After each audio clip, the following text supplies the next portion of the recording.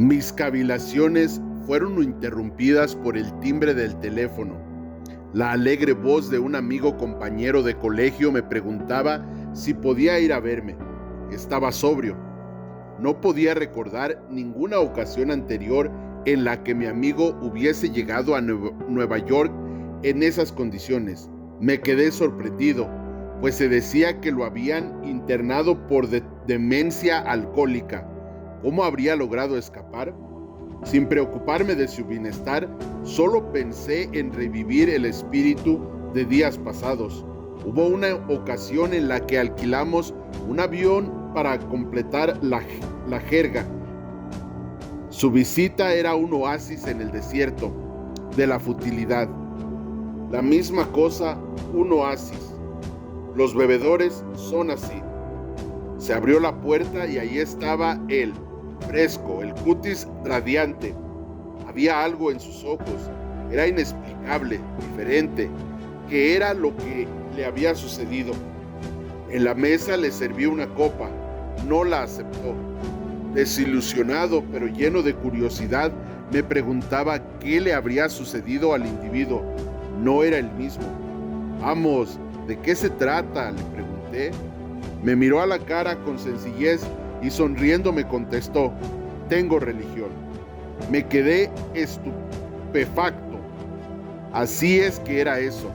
El pasado verano un alcohólico chiflado y ahora sospechaba un poco más chiflado por la religión. Tenía esa mirada centelleante. Si el hombre ciertamente ardía en fervor, pero que dijera disparates si así le convenía. Además, mi ginebra duraría más que sus sermones. Pero no desvaneció.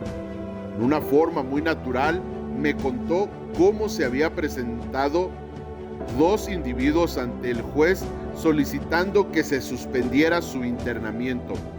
Había expuesto una idea religiosa sencilla y un programa práctico de acción. Hacía 2 meses que sucedía eso y el resultado era evidente. Surtió efecto. Había ido a pasarme su experiencia, si yo quería aceptarla. Me sentía asustado, pero a la vez interesado. Tenía que estarlo, puesto que no había más remedio para mí. Estuvo horas hablando. Los recuerdos de la niñez acudieron a mi memoria. Me parecía estar sentado en la falda de la colina, como en aquellos tranquilos domingos, oyendo la voz del ministro. Recordé la promesa del juramento de temperancia que nunca firmé. El desprecio bonachón de mi abuelo para alguna gente de la iglesia y para sus actos. Su insistencia en que los astros realmente tenían su música y también su negación del derecho que tenía él mismo de decirle cómo interpretar las cosas. Su falta de temor al hablar de esto poco antes de morir. Estos recuerdos surgían del pasado. Me hacían sentir un nudo en la garganta.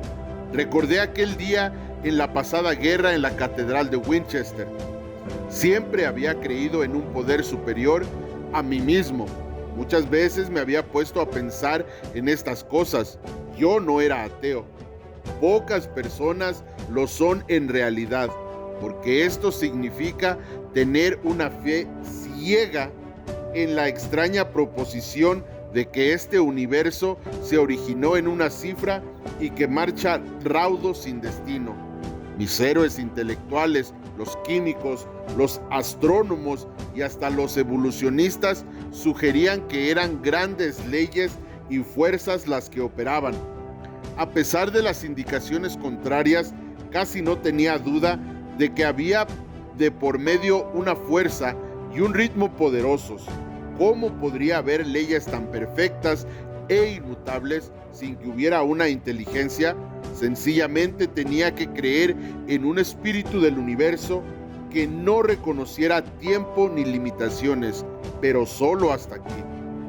De los clérigos y de las religiones del mundo, de eso precisamente era de lo que yo me separaba, cuando me hablaban de un Dios personal que era amor, poder sobrehumano y dirección. Me irritaba a mi mente y mi mente se cerraba a esa teoría. A Cristo le concedía la certeza de ser un gran hombre, no seguido muy de cerca por aquellos que lo reclamaban. Su enseñanza moral óptima había adoptado para mí lo que me parecía conveniente y no muy difícil. De lo demás no hacía caso. Las guerras que se habían librado, los incendios y los embrollos que las disputas religiosas habían facilitado me causaban repugnancia. Yo dudaba sinceramente de que, haciendo un balance, las religiones de la humanidad hubiesen hecho algún bien. A juzgar por lo que había visto en Europa, el poder de Dios en los asuntos humanos resultaba insignificante y la hermandad entre los hombres era una broma. Si existía el diablo, este parecía ser el amo universal y ciertamente me tenía dominado.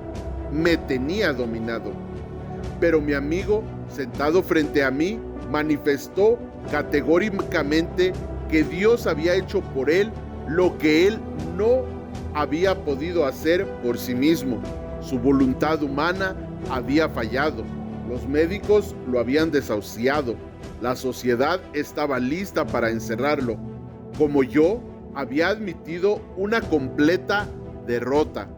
Entonces, efectivamente, había sido levantado de entre los muertos, sacado repentinamente del montón de desperdicios y conducido a un plano de vida mejor de lo que él nunca había conocido.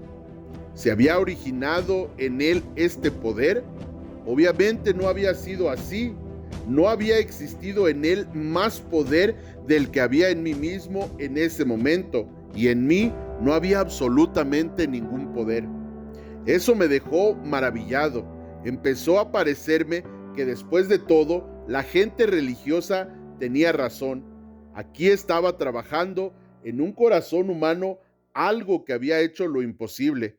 En esos mismos momentos revisé drásticamente mis ideas sobre los milagros. No importaba el triste pasado. Aquí estaba un milagro, sentado a la mesa frente a mí. En voz alta proclamaba las buenas nuevas. Me di cuenta de que mi amigo había experimentado algo más que una simple reorganización interior. Estaba sobre una base diferente. Sus raíces habían agarrado nueva tierra.